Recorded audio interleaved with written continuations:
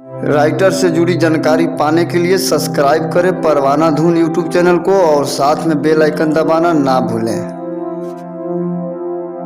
शादी के खबर से दिलवा बादू खाइल ये जान, शादी के खबर से दिलवा बादू खाइल ये जान, तोहरा पुड़िया के नईखे भूखाइल ये जान, तोहरे पुड़िया के नईखे भूखाइल ये जान, आड़ू बेशरम कहे में शरम ना आइल ये जान, तोहरे पुड़ी के नईखे खाइल जान। तो दोस्तों स्वागत है आप सभी का हमारे यूट्यूब चैनल परवाना धुन में। मैं गीतकार पिंटू परवाना। आइए आज के इस वीडियो में आप सभी सिंगर भाइयों के लिए लेकर आ गया हूं फिर से नया साल का नया धमाका, और ये स्पेशल साइड सॉन्ग मैटर है नया साल का, आप लोगों के लिए बिल्कुल फुल और फ्री है। अगर आप लोग इसे गाना चाहते हैं तो गा सकते हैं, इसका कोई पेमेंट नहीं लगेगा। आप लोगों से एक छोटी सी रिक्वेस्ट है कि आप लोग हमारे चैनल पे नए हैं तो चैनल को फटाफट सब्सक्राइब कर दे, ताकि कोई भी हिट मैटर लेकर आऊं तो सबसे पहले आप लोग के पास नोटिफिकेशन पहुंचे। अगर आप लोग मुझसे पर्सनली सॉन्ग लिखवाना चाहते हैं तो मेरा मोबाइल नंबर डिस्क्रिप्शन में आपको मिल जाएगा, वहां से लेकर आप मुझसे कॉन्टेक्ट कर सकते हैं। चलिए सीधे डबिंग की तरफ चलता हूँ। काफी अच्छा सॉन्ग लिखा हूँ, आप इस सॉन्ग को जल्द से जल्द रिकॉर्ड कराएं।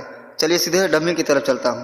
कैसे मनाए हैप्पी न्यू ईयर ये जान, कैसे मनाए हैप्पी न्यू ईयर ये जान, तू तो चली गईलू पियावा के नियर ये जान, तू तो चली गईलू पियावा के नियर ये जान, इन्हीं के सड़िया लाल औरी पियर ये जान, तू तो चली गईलू पियावा के नियर ये जान। दोस्तों ये मुखड़ा था, मुखड़ा कैसा था आप लोग कमेंट करके जरूर बताइएगा। तो चलिए सीधे अंतरा की तरफ चलता हूँ। कार्ड पर साल वाला फारब, फोटो तोहर अगिया में जार, कके नवादा निभैलू कबो नहीं याद तोहके पारब, खूबे लगैलू दिहल काला बली फेयर जान, खूबे लगैलू दिहल काला बली फेयर जान, तू तो चली गईलू पियावा के नियर जान, तू तो चली गईलू पियावा के नियर जान। दोस्तों ये पहला अंतरा था, और अंतरा अच्छा लगे तो वीडियो को लाइक जरूर करें।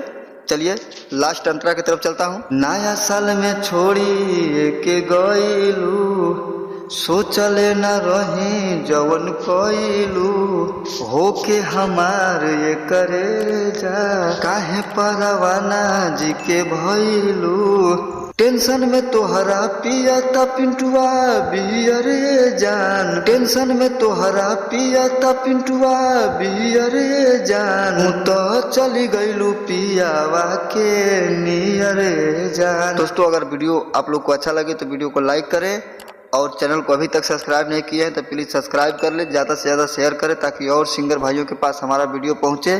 कमेंट बॉक्स में अपना कमेंट राय जरूर दे। नेक्स्ट वीडियो के लिए तैयार रहे, तब तक के लिए धन्यवाद।